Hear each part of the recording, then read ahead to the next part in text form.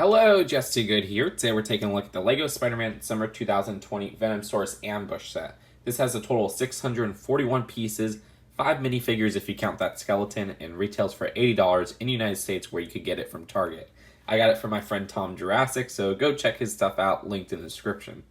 The main reason a lot of people are going to buy this set is because this is our first appearance of Spider-Ham in any LEGO sets. And Spider-Ham has a totally new headpiece. Also, the torso is slightly different from Spider-Man's. This design is only in this one set for summer 2020. I also like how he has a hot dog as an accessory. And I thought that this headpiece might be like a rubber, but it's actually a hard plastic, which is really nice to see. This set includes a second Iron Spider comic book variant. Now, we did get one of these a couple years back, as well as one for the MCU, but this version does have new printing on the torso as well as the headpiece. You can reposition the spider legs at the back as they're clipped on, and at the back of the torso, with that part removed, you can see some back printing as well as even some back head printing, which is just a nice detail. And the Spider-Man minifigure isn't anything special. It's the same version they've been using since the beginning of 2019. In terms of printing, the Venom is the same version they've been using since the start of 2019. This does use the Outrider neck attachment at the back, which removed, you could get a better look at the back of the torso. And LEGO gives some black web accessories in this set for characters like Venom. This design is in line with the white web accessories that they've been giving out for about 2 years now, and so it's interesting to see these pieces in black. There's some extras not used with the builds, and another build of them, which, yes, this is a build that LEGO asked us to do, hangs from underneath the Venomosaurus's head, and you can just clip it on, or push it in with a pole connection right there, and have the Spider Gang hang. For the build of the set, we have the Venomosaurus, a buggy, and then this small side build. Unlike the dinosaurs from, say, the Jurassic World line, for the most part, this is entirely brick built. There's not any of those big molded pieces for the head or the body, and that makes for a very impressive looking build that is surprisingly articulated and also really good looking in my opinion. The Venomosaurus head is one of my favorite parts of the build, where they use cattle horn for the eyes, which is very unconventional for the design. And also the teeth use a tan coloring instead of white. That's actually pretty cool to add just to the rough look of the Venomosaurus. Now there's that big tongue in the middle sticking out. This is on a miniature ball joint, so you can move it around. There's 2 sections, so you can move the end as well. And if you want, you could easily remove it and close the mouth, at least close it enough so that the teeth are just showing. There's a sticker at the top of the head. It's connected to the neck with a ball joint. And then we also have this neck section right here. This design does use 2 printed pieces.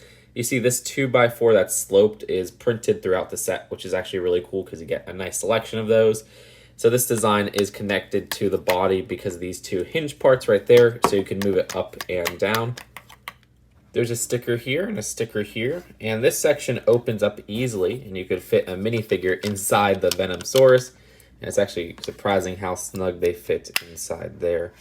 Won't be escaping now.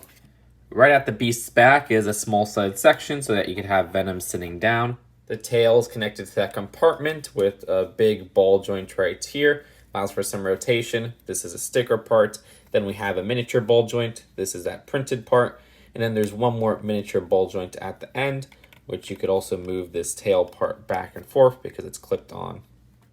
For both sides, the arms are made up of a section at the base that connects to the body. Also this midsection for the elbow joint, all using miniature ball joints.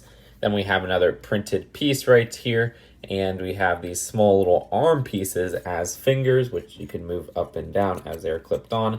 You get some nice rotation there, which is nice. Again, same on both sides, even down to the printed part. For the leg, there's a sticker to the left and there's a sticker at the top. This design does have a socket joint connection to the body, where you get some nice movement all around. Now this design also has another socket joint connection right at the bottom, connecting it to the feet. This does have a design that is connected via some Technic pins, so you can get some nice movement at the foot's base as well.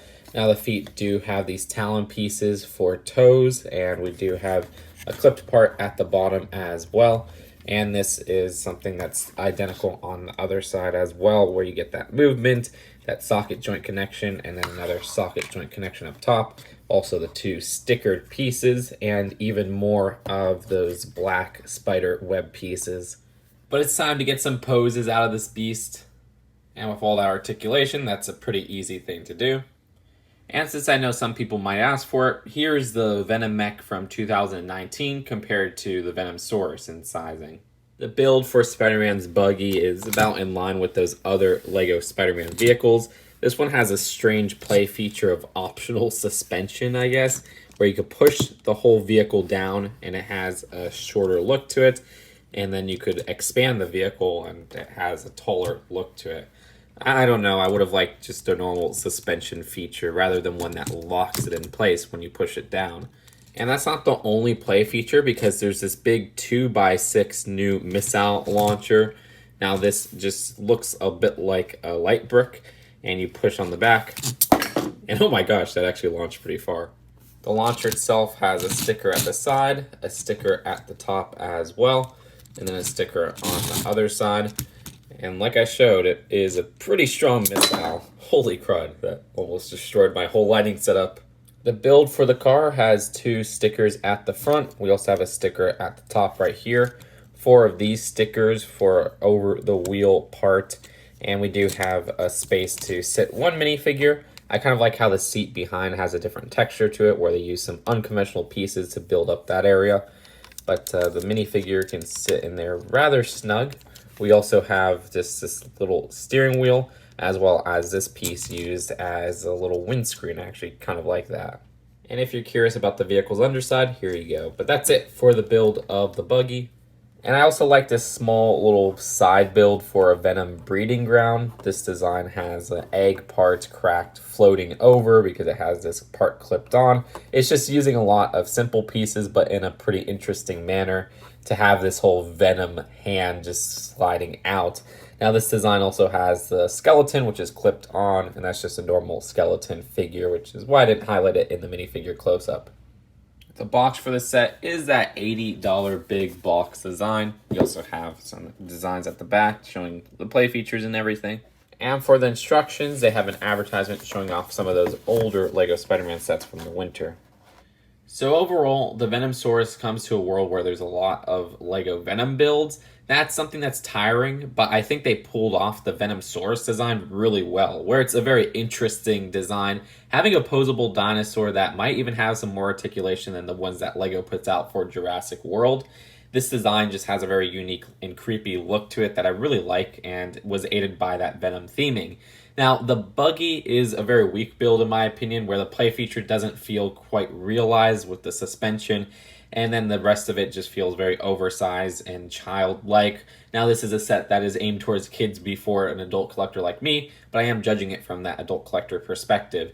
And judging it from the collector perspective, I like the exclusive minifigures of Spider-Ham, especially with that molded head, and it's cool to get another Iron Spider, even if we've gotten a comic book version before.